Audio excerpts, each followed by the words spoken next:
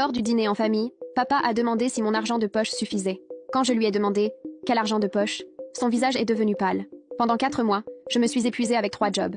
Donner des cours particuliers à des lycéens, organiser des événements le week-end et travailler au bar jusqu'à 2 heures du matin. Cours jusqu'à 15 heures, puis cours particuliers jusqu'à 18 heures. Dîner rapide de nouilles instantanées, puis au bar jusqu'à la fermeture. Je rentrais à la maison à 3 heures, étudiais jusqu'à 5, dormais 2 heures et recommençais. Je survivais à base de ramen et de pain rassis. Quand les livres coûtaient 400 $ chacun, je photocopiais des pages à la bibliothèque. Mes amis sortirent le jeudi, pendant que je servais des verres à des hommes d'affaires qui laissèrent des pourboires de 1 $.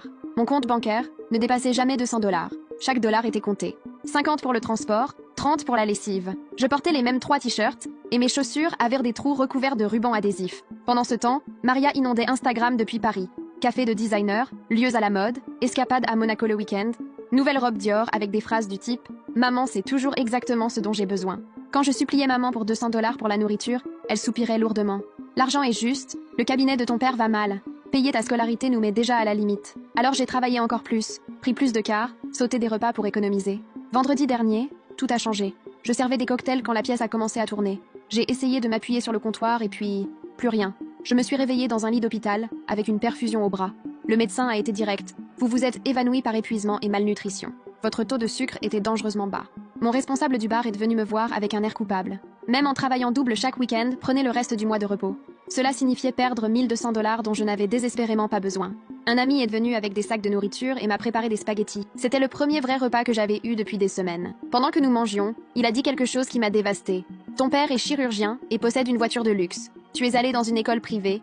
Comment ta sœur finance-t-elle Paris? Si vous êtes si à court d'argent, pourquoi te fais-tu mourir de faim à travailler ainsi? Cette nuit-là, j'ai appelé Maria directement. Je voulais juste savoir. Comment ça va? Paris, ça se passe bien? Incroyable.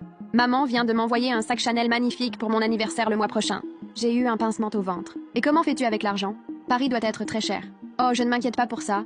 Maman me transfère environ 3000 $ par mois et plus si j'ai besoin de quelque chose de spécial. 3000 $ par mois plus extra. Pendant que moi, on me disait qu'il n'y avait même pas 1 $ de trop. Quand papa a demandé mon argent de poche, je l'ai juste regardé. J'ai vu notre famille commencer à s'effondrer. Le silence était assourdissant. Ses yeux me regardaient, attendant que je dise quelque chose à propos de l'argent de poche que je recevrais soi-disant chaque mois. Mais je ne pouvais que le fixer, sentant quelque chose se briser en moi. « Quel argent de poche ?» répétai-je, d'une voix étrangement calme, malgré la tempête qui se déchaînait dans ma poitrine. J'ai vu la couleur disparaître de son visage.